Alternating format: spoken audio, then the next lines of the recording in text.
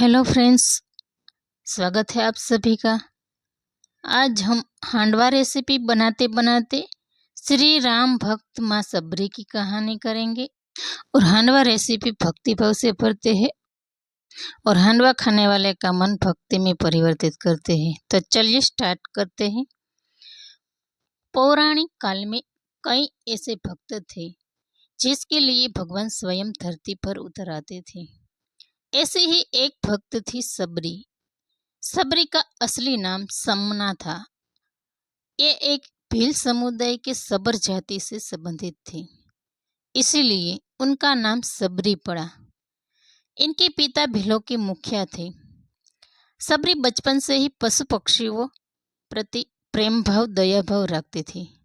वे पशु पक्षियों की भाषा भी समझती थी। एक संत ने उसके माता पिता को कहा था कि ये आगे जाके एक संत बन सकते हैं।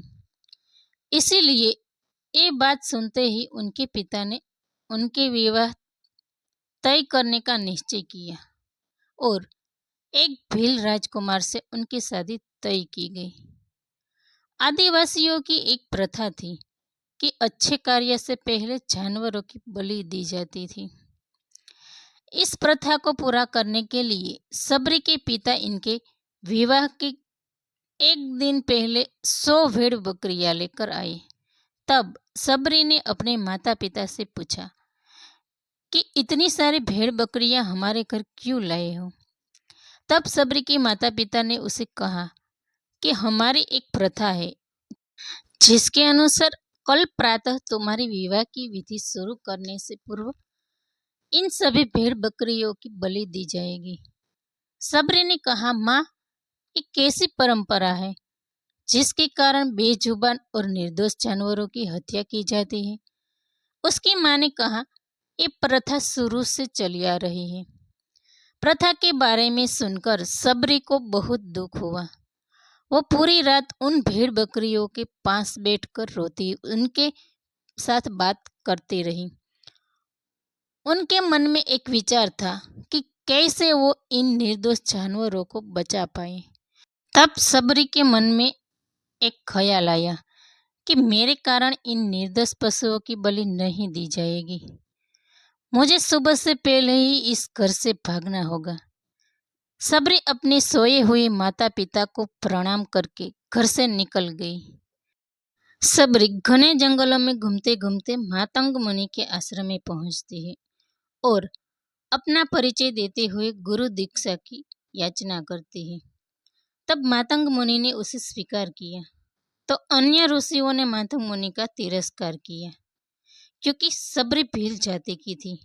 पर मातंग मुनि ने अन्य ऋषि की बात पर ध्यान नहीं दिया और सबरी को खुशी खुशी शिक्षा देते रहे।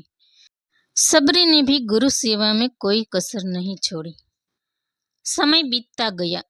अब मातंग ऋषि का शरीर बूढ़ा हो गया था।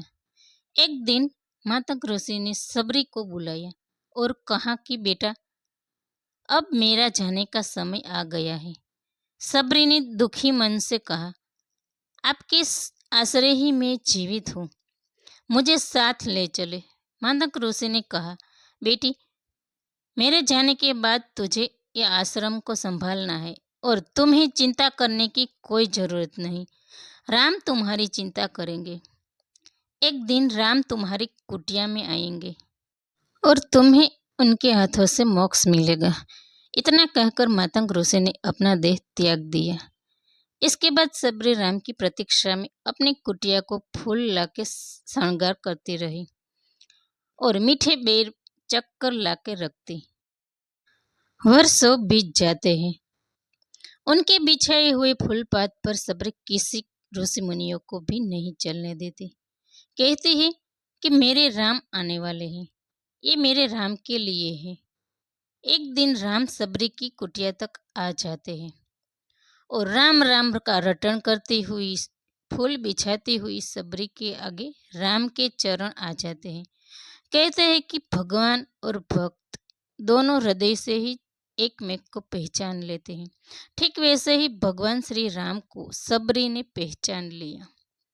वहीं पर कुटिया का आंगन सजाती हुई सबरी अपने प्रभु श्री राम के चरण अपने अश्रु से ही पखार लेते हैं और अपनी कुटिया पावन करने को कहते हैं। राम उनकी कुटिया में आते हैं। सबरी राम को चक्के रखे हुए मीठे बेर देती है और सबरी के प्रेम से दिए गए बेर राम आरोगते हैं।